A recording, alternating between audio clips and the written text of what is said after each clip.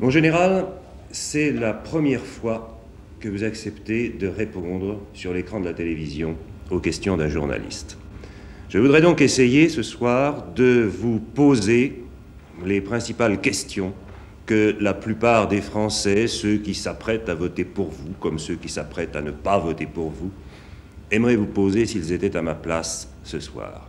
Et je dirais même, aimeraient vous poser depuis bien longtemps et bien avant que la campagne électorale pour la désignation du président de la République ne soit engagée. La première de ces questions sera, si vous le voulez bien, celle-ci. Vous avez écrit en tête du premier tome de vos mémoires de guerre « Toute ma vie, je me suis fait une certaine idée de la France ». Et nous savons que cette certaine idée de la France est élevée et qu'elle est exigeante. Seulement, vous voyez, mon général, les Français ont souvent l'impression que vous vous faites également d'eux une certaine idée et que cette certaine idée que vous vous faites des Français est très différente de celle que vous vous faites de la France. En d'autres termes, qu'elle est beaucoup moins élevée. Et je crois que les Français, ça ne leur fait pas très plaisir. Cher monsieur, il est vrai que c'est la première fois depuis longtemps que j'ai le plaisir de m'entretenir avec un journaliste en particulier, si j'ose m'exprimer ainsi, car il y a beaucoup de gens qui nous voient et qui nous entendent. Très souvent, j'ai eu devant moi des journalistes par centaines, mais enfin, il est vrai que cette fois-ci, en voilà un. Vous me parlez de l'idée que je me fais de la France, ce n'est pas un sujet nouveau. Il est tout à fait vrai, je dirais que c'est ma raison d'être. Il est tout à fait vrai que depuis toujours et aujourd'hui, je me fais en effet de la France une certaine idée. Je veux dire par là qu'à mon sens, elle est quelque chose de très grand, de très particulier. C'est du reste, je le pense, ressenti par le monde entier. Il y a même là quelque chose d'extraordinaire.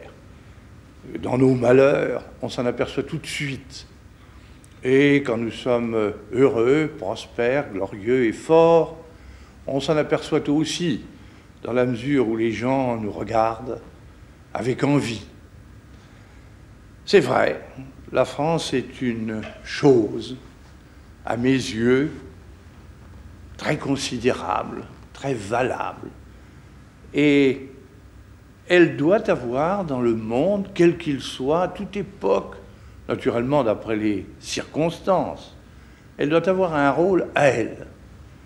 Il faut que la France joue son rôle, c'est exact. Et pour qu'elle joue son rôle, il faut qu'elle soit la France. Les Français, c'est eux qui font la France. C'est eux qui en sont responsables, de génération en génération.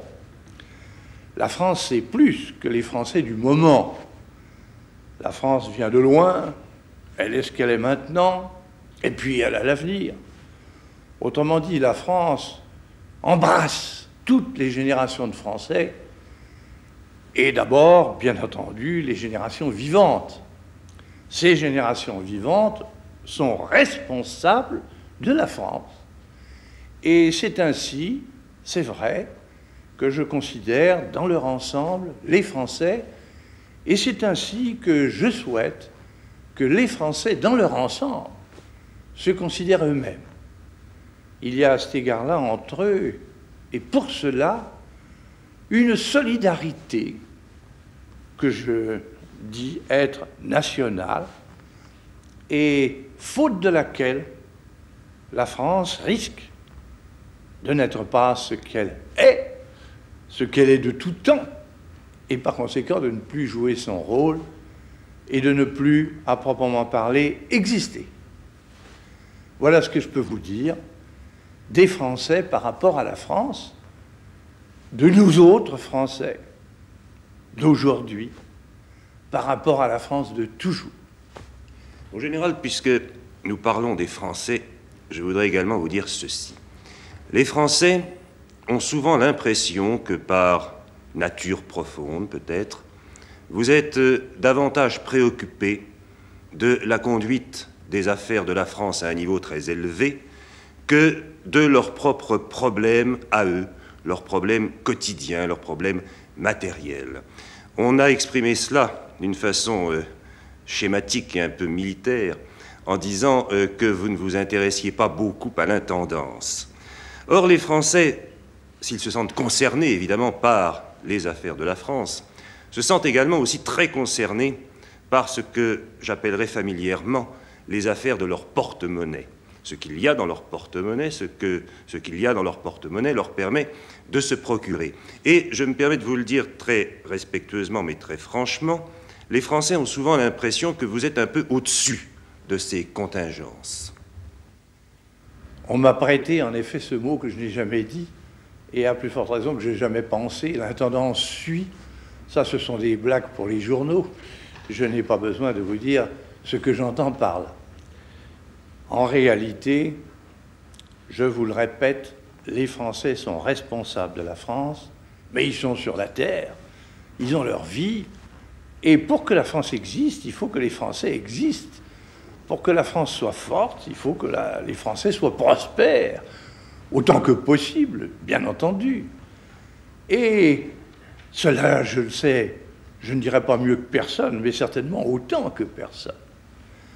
Alors voici la question, et notamment la question du jour, la question plus exactement de notre époque, qui est une époque économique et sociale.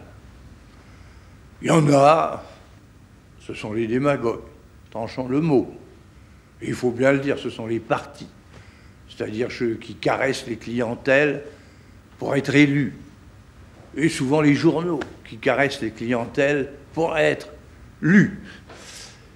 Alors ceux-là, assez volontiers, et même très volontiers, disent « mais il en faut plus pour un tel, il en faut plus pour un tel, il faut faire davantage pour les ouvriers, il faut faire plus pour les paysans, il faut faire mieux pour les cadres, il faut arroser davantage les fonctionnaires, les agents des services publics, il faut même donner un petit peu plus aux chefs d'entreprise avec un peu d'inflation.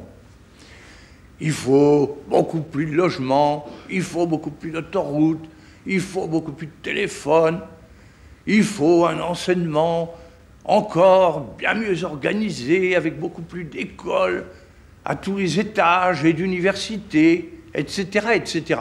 Ça, c'est très commode. C'est vulgairement commode. Ah oui, mon général, mais c'est aussi ce que les Français individuellement se disent. Si vous voulez dire que je ne suis pas sur ce plan-là, vous avez raison. Moi, je suis sur le plan que voici. Il faut que le peuple français soit prospère. Il le faut. Parce que s'il n'est pas prospère, la France, dont nous parlions tout à l'heure, ne pourrait pas jouer son rôle dans le monde d'aujourd'hui. Donc, rien ne m'occupe davantage depuis bien longtemps que la prospérité nationale. Je dirais même, puisque vous avez parlé d'intendance, que ça me fait un peu sourire, car si vous y faites attention, rien de ce qui a été fait d'important au point de vue économique et social depuis la Libération n'a été fait excepté par mon gouvernement. Après la Libération, c'était le point de vue social immédiat qui l'emportait. Il fallait que nous retrouvions, après cette secousse épouvantable, il fallait que nous trouvions notre équilibre.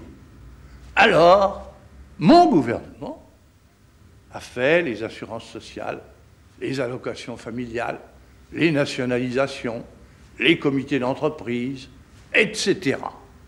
Aujourd'hui, ou plus exactement depuis que je suis revenu, depuis 7 ans, c'est l'économique qui me paraît l'emporter sur tout le reste, parce qu'elle est la condition de tout, et en particulier la condition du progrès social. Ce n'est pas la peine de nous raconter des histoires.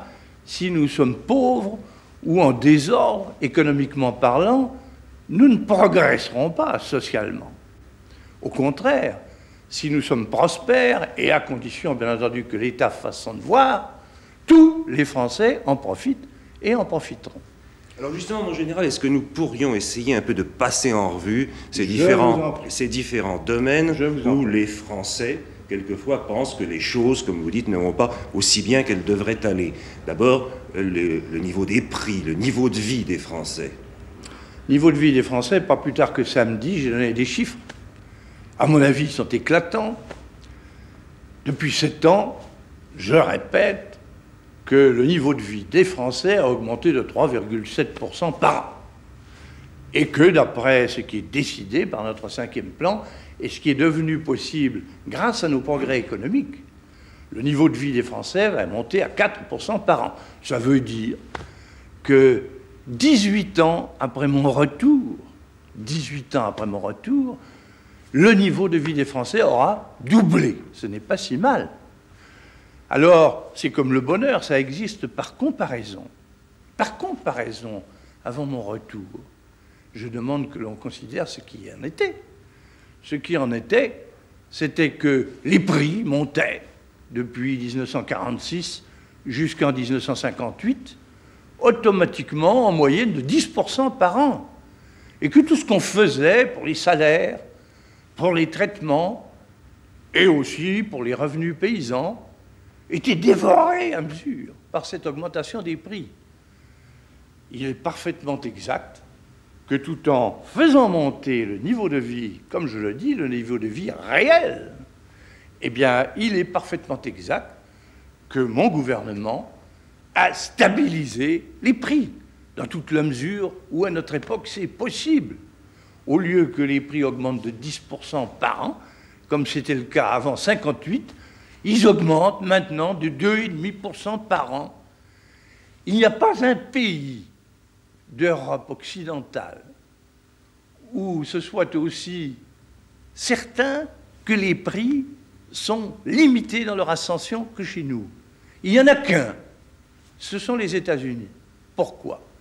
Parce que les États-Unis, grâce à ce qu'on appelle le Gold Exchange Standard, comme vous savez, ont la facilité d'exporter leur inflation. Mais nous n'avons pas cette facilité. Il a donc fallu faire le plan de stabilisation.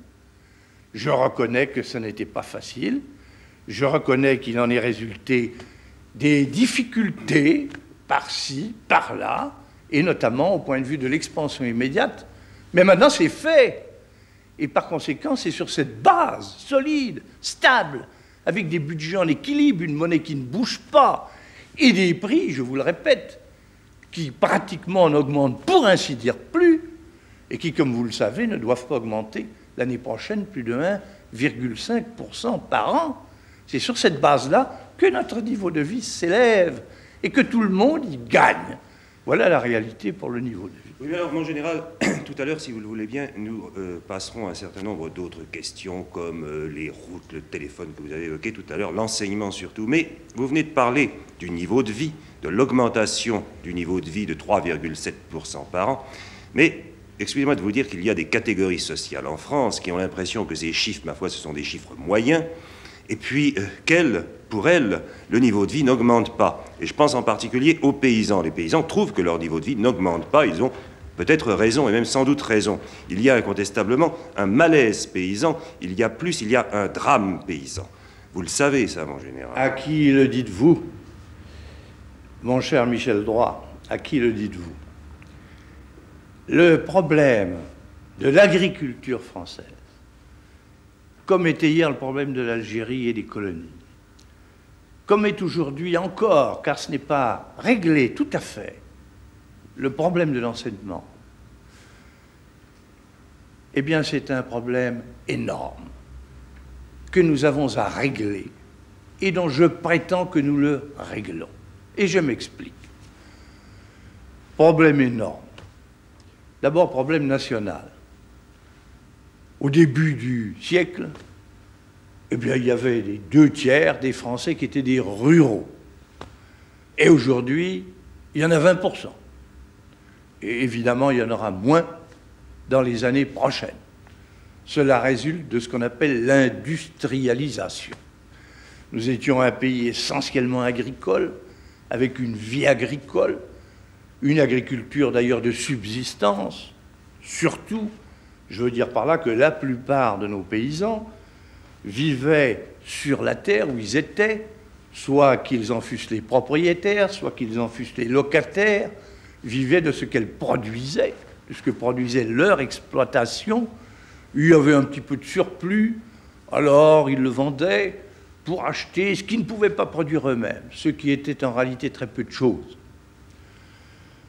Au point de vue national, à cause de l'industrialisation, problème immense, puisqu'il s'agit d'un transfert colossal de population de notre agriculture à notre industrie. Ce transfert, naturellement, on peut le trouver regrettable. On peut en avoir du chagrin. Vous pensez bien qu'un homme de mon âge, qui très longtemps dans sa vie a été un soldat, c'est-à-dire quelqu'un qui savait et qui sait ce que la France a tiré depuis toujours, et en particulier pour sa défense de ses paysans, il est certain qu'il y a là une transformation, une évolution qui est, à beaucoup d'égards, attristante. Mais c'est comme ça. Et le fait étant ce qu'il est, la question est que la nation s'en accommode et que cette évolution nationale se fasse dans les meilleures conditions possibles. Voilà au point de vue national comment se pose le problème paysan. Transfert d'une partie énorme de la population française de l'agriculture à l'industrie. Vous pensez bien que ça ne peut pas aller sans secousse, sans difficulté, sans chagrin. Et puis alors, il y a un problème propre à l'agriculture. Parce que maintenant, l'agriculture, elle est au milieu d'un monde économique qui, pour elle, est complètement nouveau. Elle est dans un monde de production, de productivité, d'outillage, de marché, qu'elle ne connaissait pas du tout autrefois. Autrefois, je répète, c'était l'agriculture de subsistance. On vivait chacun où on était, avec ce qu'on produisait, et puis voilà, c'est plus possible. Il faut produire ce qu'il faut produire. Il faut le produire dans les meilleures conditions possibles. Et il faut pouvoir le vendre. Voilà comment se pose la question à l'agriculture. Enfin, il y a naturellement une question infiniment respectable et qui se pose à chacun de nos agriculteurs. C'est la vie chez lui. Car là aussi, tout s'est transformé. Un paysan, comme un ouvrier d'ailleurs, ne peut plus vivre, il ne veut plus vivre, et il a bien raison, comme il vivait hier. Il y a pour un agriculteur une question d'eau chez lui, une question d'électricité pour s'éclairer ou pour avoir la force, une question de chemin pour arriver à sa ferme. Et puis alors, il y a une question de choix de ce qu'il va produire, d'organisation de ses marchés, bref, et d'éducation de ses enfants. Bref, il y a une transformation complète au point de vue national, au point de vue agricole et au point de vue individuel pour nos paysans. Alors que fait l'État à l'heure qu'il est? L'État a pris le problème corps à corps. Et il n'avait pas pris corps à corps avant que je ne revienne. Sauf cependant quelque chose de très important qui avait été fait en 1945 par mon gouvernement et qui s'appelait la loi sur le fermage. Je passe. Depuis que je suis revenu, qu'est-ce qu'on a fait? D'abord, au point de vue général, on a fait l'orientation agricole, la loi d'orientation agricole et la loi complémentaire. Et alors, pour transformer l'agriculture, on a appliqué une part très considérable des revenus collectifs, des revenus de l'État. Je vous dirais par exemple, je vous cite ces chiffres, que pour soutenir les marchés agricoles, c'est-à-dire pour soutenir les prix à l'intérieur et pour aider à vendre à l'extérieur par des subventions, eh bien, on donnait 500 millions par an, je parle de nouveaux francs, quand je suis arrivé. Actuellement, on donne 2 milliards, c'est-à-dire 4 fois plus. Et pour ce qui est du social, de tout ce qui est social dans la matière agricole et pour l'agriculture, on donnait, quand je suis arrivé, 1,4 milliard. On donne aujourd'hui 7 milliards. Je parle du budget de 65, c'est-à-dire 5 fois davantage. Enfin, il est vrai que nous avons voulu, que mon gouvernement et moi-même avons voulu et voulons, pour compléter cette transformation, pour aider à cette transformation, notamment en ce qui concerne le revenu agricole, que le marché commun soit ouvert. Nous y reviendrons, s'il vous plaît, tout à l'heure, ou même quand vous voudrez. Mais il est vrai qu'il y a eu des secousses dans le revenu agricole, comment en aurait-il été autrement? Mais il est vrai aussi que notre 5e plan, car il ne faut pas l'oublier, nous avons un plan, c'est une loi. Eh bien, notre 5e plan prévoit que de tous les revenus des Français, des revenus de toutes les catégories de Français, ce sont les revenus agricoles qui, dans les 5 prochaines années, doivent être augmentés le plus. Voilà ce qui est fait pour notre agriculture, par comparaison avec ce qui était fait autrefois. Mon général, je vous remercie. Tout à l'heure, en parlant des paysans, vous avez évoqué le problème de l'éducation. Il faisait partie des questions que je voulais vous poser. Je vous dirais, pour l'éducation, notre enseignement agricole, tel qu'il est organisé actuellement, en 1965, il n'y a plus de professeurs pour l'enseignement agricole qu'il n'y avait d'élèves en 1957. Voilà la réalité. Je voudrais vous parler de l'enseignement en général, qui préoccupe évidemment beaucoup les Français. Je dois dire que les Français sont absolument effarés par l'abondance des réformes de l'enseignement. Ils sont complètement perdus. Quand on est père de famille, soi-même, on est complètement perdu. Donc il y a cette abondance de réformes de l'enseignement qui semble traduire une certaine incohérence, je vous dis comme les Français le voient. Et puis il y a tous les problèmes, pénurie de maîtres, pénurie de locaux, etc. Ce sont des problèmes extrêmement graves. Et je crois que les Français aimeraient bien que vous les abordiez pour eux. Je vous ai dit tout à l'heure que le problème de l'enseignement était un problème fondamental et capital de notre temps pour la France.